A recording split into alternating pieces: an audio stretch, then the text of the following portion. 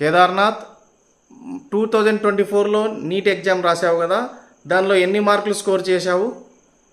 నేను OMR sheet తర్వాత final answer కీని బేస్ చేసుకొని చెక్ చేసుకుంటే నాకు 613 మార్క్స్ వచ్చాయి. సేమ్ యాజ్ ఇట్ ఈజ్ మన రిజల్ట్లో కూడా నాకు సేమ్ 613 మార్క్స్ వచ్చాయి. ఒక మార్క్ ఎక్స్ట్రా యాడ్ కాలేదు, ఒక మార్క్ తగ్గలేదు. నాకు గ్రేస్ మార్క్స్ ఏం అలాట్ చేయలేదు. కాబట్టి నా ప్యూర్ హార్డ్ వర్క్తో వచ్చిన మార్క్స్ అవి. నాకేం ఎక్స్ట్రా మార్క్స్ రాలేదు, అట్లా అని మార్క్స్ కూడా పోలేదు. నీట్లో స్కామ్ జరిగిందంటున్నారు, దానిపై మీ అభిప్రాయం ఏమి?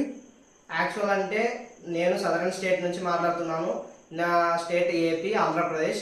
స్కామ్స్ అంతా జరిగింది నార్థన్ స్టేట్స్లో. అది కూడా మొత్తం 29 స్టేట్స్ ఉంటే ఓన్లీ 5 to 6 స్టేట్స్లో మాత్రమే. అదింతా 5 to 6 స్టేట్స్లో జరిగిన స్కామ్స్కి మమ్మల్ని బలి చేయొద్దండి. మాకు రీనీట్ అవసరం లేదు అసలుకి. ఎందుకంటే మా స్టేట్స్ నుంచి ఎటువంటి స్కామ్ ఇంతవరకు అయితే బయటపడలేదు. సదరన్ స్టేట్లో స్కామ్ జరిగితే త్రూఅవుట్ ఇండియాలో రీనీట్ కండక్ట్ చేయడాన్ని మీరు సమర్థిస్తారా? 100% ఒప్పుకుంటాము.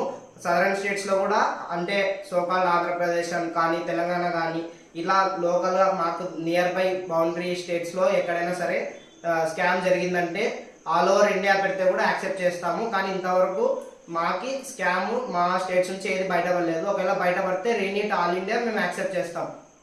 ఇన్ కేస్ రీనీట్ కండక్ట్ చేస్తే మీరు అదే స్కోర్ చేయగలరనే నమ్మకం మీకుందా?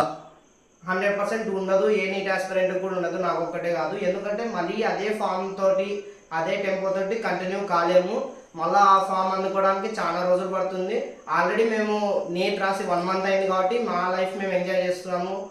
సినిమాలు చూడడం కావచ్చు, ట్రిప్స్కి వెళ్ళడం కావచ్చు, ఎడ్యుకేషన్ నుంచి కంప్లీట్ సైడ్ అయిపోయాము. ఇంకొకటి సీట్ వస్తుందని ఫిక్స్ అయిన వాళ్ళు ఎంజాయ్ చేస్తున్నారు బాగా. సీట్ వస్తుంది కదా ఎలాగో అని. ఇప్పుడు మళ్ళీ రీనీట్ అంటే ఆ ఫామ్కి అసలు మేము రాలేము. మళ్ళీ ఆ స్కోర్ వస్తుందని కూడా గ్యారంటీ లేదు మాకు. In case